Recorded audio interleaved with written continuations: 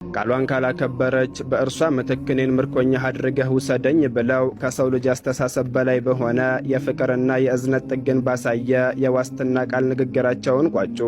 ያኔ በድንጋጤና በአድናቆት ተውጦ ሳያስበው እጆቹ ወደ ገመዱ ተላኩ። የሻካራውን ገመድ ቋጠሮ ሲፈታ የሚዳቋዋ እግር ብቻ ሳይሆን በራሱ ልብ ላይ ታስሮ የነበረውን የድንጋይነት ቋጠሮም ጭምር የሚፈታ ይመስል ነበር።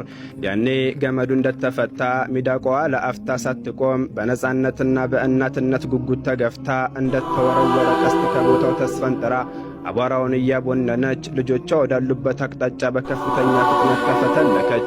ሚዳቋዋ በነጻነት ክንፍ እየበረረች ልቧ በሁለት ታላላቅ ስሜቶች እየተወዛወዘ በአንድ በኩል ልጆቿን የማግኘት ጉጉት ማዕበል ሲገፋት፣ በሌላ በኩል ደግሞ ለዋሷ የገባችው ቃል ኪዳን ከባድ አደራ ሆኖ ታየባት።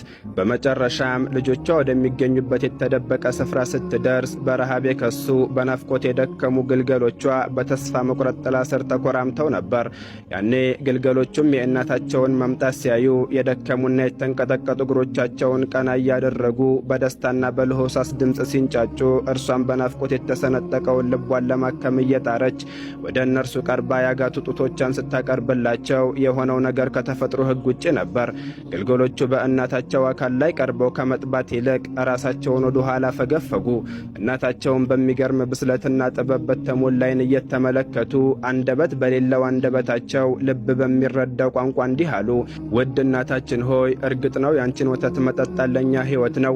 ነገር ግን ያ የአላህ መልእክተኛ ባንቺ ምትክ በምርኮኛ ቦታ ቆመው በፀሐይ ሐሩር እየተጠበሱ እያለ ለእኛ ይህንን ወተት መጠጣት እርም ነው። የእኛ ረሃብ ከእርሳቸው ክብር አይበልጥም። የእኛ ጥም ከገባሽው ቃል ኪዳን በላይ ሊሆን አይችልም። ሂጂ ወደ ቃልሽ ተመለሽ ብለው አሏት። ይሄኔ ሚዳቋዋ በልጆቿ ሁኔታ ደነገጠች። ገና ሕይወት ያልቀመሱ ግልገሎቿ ስለ ቃል ኪዳን ክብር፣ ስለ ዋስትና ክብደትና ስለዚያ ታላቅ ሰው ማንነት አላህ አሳውቋቸው ነበር። ያኔ በልጆቿ የላቀ ስነ ምግባር እየኮራች ዳግም ልትተዋቸው በመገደዱ አንጀቷ በሐዘን ተላወሰ። በመጨረሻም ግንባራቸውን እያላሰች በፍቅር ዓይኖቿ እየተመለከተቻቸው የመሰናበቻ እንባዋን በአሸዋው ላይ አፈሰሰች። ከዚያም ዘወር ብላ በገባችው ቃል ኪዳን ነዳጅነት ዳግመኛ ወደ መጣችበት አቅጣጫ መፈትለክ ጀመረች። ይህ በእንዲህ እንዳለ በሜዳው ላይ የነበረው መጠበቅ ወደ ተስፋ መቁረጥ ተቀይሮ ነበር። ፀሐዩ እየበረታች ስትመጣ የአዳኙ ትዕግስትም እያለቀ ሄዶ በንቀት ፈገግ እያለ ለነብዩ ባልደረባ አያችሁ አይደለን? እንስሳ እኮ ናት፣ ቃሏን ረስታለች። እኒህ ሰውዬ በዋዛ ዋስ ሆነው ተሸወዱ ሲል አጉመተመተ። ነገር ግን በዚያች ቅጽበት ከሩቅ በአድማስ ላይ አንዲት ነጥብ ስትንቀሳቀስ ታየች። ያቺ ነጥብ እየገዘፈችና እየፈጠነች የሚዳቆ ቅርጽም ያዘች። ያኔ አዳኙ ዓይኑን ማመን አቃተው። በጥርጣሬ ዓይኑን አሽቶ ዳግም ሲመለከት በእርግጥም ያቺ የለቀቃት ሚዳቋዋ ነበረች። ትንፋሹ ቁርጥ ቁርጥ እያለ ይህ ሊሆን አይችልም፣ አንድ እንስሳ በተለይ ነጻነቷን የቀመሰች እንዴት ወደ ምርኮኛዋ ትመለሳለች ሲል ጠየቀ። ሚዳቋዋም ደርሳ በድካም እየተንቀጠቀጠች ወደ ነብዩ እግር ስር ሳይሆን ወደ ገመዱ ወደ ምርኮዋ ቦታ ተመልሳ አንገቷን ዝቅ አድርጋ እነሆ ቃሌን ሞልቻለሁ፣ አሁን የእርሶ ምርኮኛ ነኝ ትል ይመስል ለአዳኙ ራሷን አቀረበች። ይህኔ አዳኙ በድንጋጤ ተውጦ የምድር ሕግ የተቀየረበት ሰማይ የቆመበት ሥርዓት የተናጋበት ያህል ተሰማው። በዚህን ጊዜ ለአዳኙ ዓለም በቅጽበት ተለወጠች። እስከዚያች ቅጽበት ድረስ ያምንበት የነበረው የጥንካሬና የጥቅም ሕግ በሚዳቋዋ ታማኝነትና በነብዩ ርኅራሄ ማዕበል ተጠራርጎ ወደቀ። የልቡ የድንጋይ ጋሻ ተሰባብሮ በውስጡ የተደበቀው የሰውነት ስሜት እንደ ምንጭ ፈለቀ። ከአንዲት እንስሳት እግር ስር ስለ ቃል ኪዳን ክብርና ስለ ምሕረት ኃይል ትምህርትን ቀሰመ።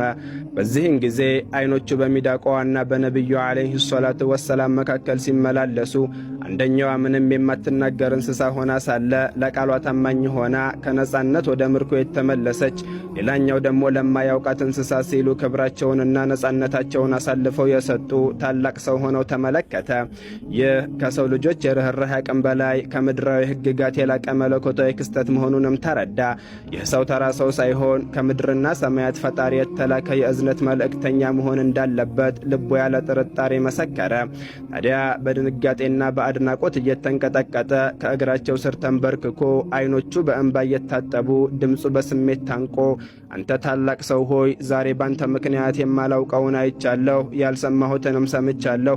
እንስሳት ለቃልህ የሚታዘዙ ለዋስትናህ የሚገዙ ከሆኑ እኔ የሰው ልጅ እንዴት አመነታለሁ?